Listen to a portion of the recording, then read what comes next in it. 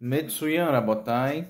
Esse vídeo se refere ao Siyum que eu realizei há poucos dias, exatamente em Yom Shlishi, na terça-feira, no Beit Rabat Central, uma série de Midot. Para deixar registrado para que sirva de auxílio, de pesquisa, de aprofundamento. Uma série de Midot, ele faz parte de um dos Masertot que é vinculado ao Maseret Meilá. Existe o Maseret Meilá, existe outro Masertot vinculados a ele. Meilá que fala sobre o Ekdesh e sobre o Meilá. O que é Ekdesh? Aquilo que é sagrado, aquilo que é do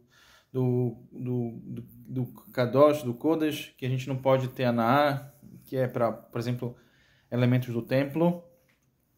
E nós temos o Meilá, aquilo que, quando a pessoa faz uma transgressão, quando traz alguma coisa do templo para algo que não é ligado a, por exemplo, algo sagrado. Um exemplo disso, em Purim, a gente teve um exemplo de Meilá, quando o Am Israel sentou e fez uma seudá com artefatos Kelim do templo.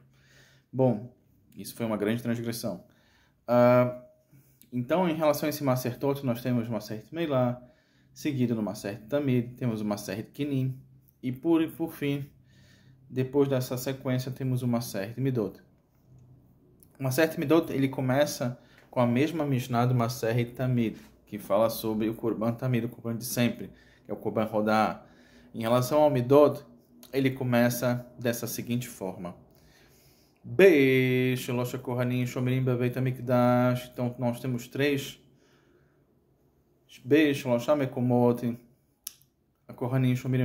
Nós temos três locais onde os Kohanim eles guardam o Beit HaMikdash.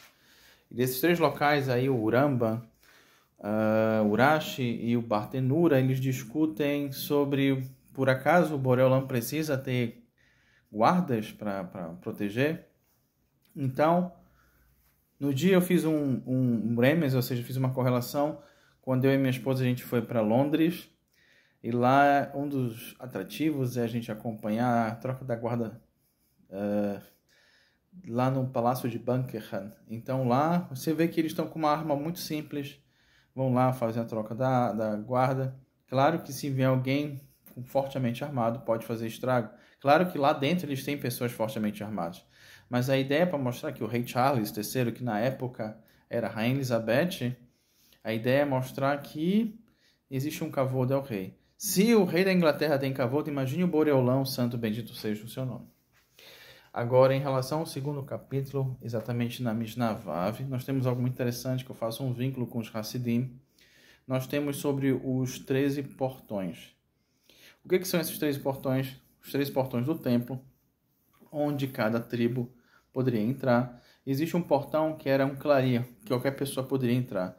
O Rabi Yitzhak Luria, que inclusive na Yom Shlishi foi o Yortzeit dele, a Hilula, ele diz que esse portão é um portão que todos podem atravessar, que todo judeu pode atravessar, independente se é Ashkenazi, Sefaradi, Hassidim, que é o portão da Tefilá, através de um Sidur, que é o Sidur Hari, e com a base desse Sidur Hari, o Admor Hazaki é o primeiro Rebbe Chabad, Shneur Zalman de Liard.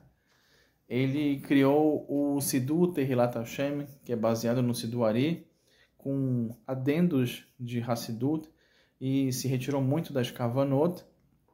E com esse Sidur, a ideia é de que qualquer pessoa poderia utilizar esse Sidur se não soubesse, e se não souber, ou se não soubesse de onde vem a sua origem, a sua linhagem, e não sabesse qual é o seu costume. Existe uma alahá que fala que a gente tem que seguir o nosso costume.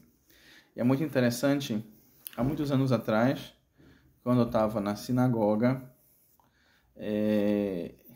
Eshel Avraham, estava tendo uma mishmará, e os queridos Mitpalelim conversavam sobre a estrutura do Pardes. Pardes a gente sabe que são os 4 níveis de aprofundamento em relação à Torá e do Chá.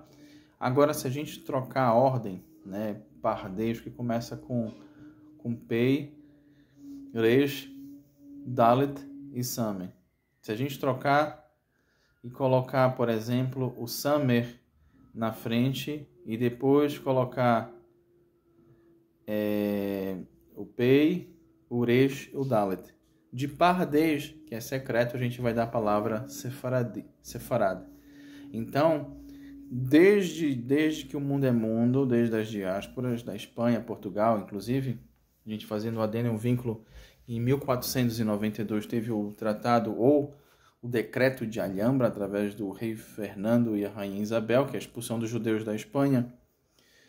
Em 1492, os judeus sefaradim sempre guardavam os sodot da Torá. Então, isso é um exemplo de que se você tem acesso e o contato a um mestre sefaradi, você vai aprender muitos segredos. Não que os ashkenazim não tenham, mas existem, por exemplo, caminhos e formas de aprendizado, e a tradição sefaradi ela é muito rica nesse aprendizado, vínculo e digamos assim, ensinamentos e reentrâncias através do Sodot Torá.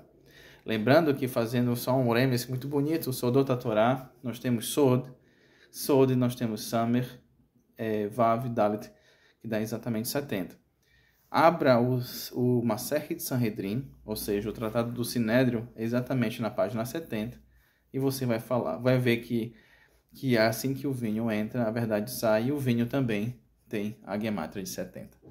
Bom, e por fim, nesse Masechet Midot, que é uma Masechet que fala sobre as medidas do templo, que o Rebbe de Lubavitch, o sétimo Rebbe, recomendava os Hassidim sempre estudarem nessa época, que aquele que estuda sobre o templo, e como traz o próprio Rabino Isaac Deshi, aquele que sim luta pelo templo, ele vai ter a alegria de festejar a chegada do templo, que seja nossos dias.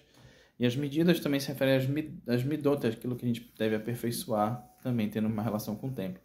E esse Masechet termina aonde os Kohanim agradecem, Baruch Hashem, né, que é dito pela primeira vez na Parashá Yitro, pelo próprio Yitro, mas eles agradecem o mérito de poder servir a Hashem. Que cada um de nós possa servir a Hashem dentro das suas capacidades, das suas correspondências e dos seus dons. A pergunta final é: como você aplica o seu dom? Só coisas boas hoje e sempre.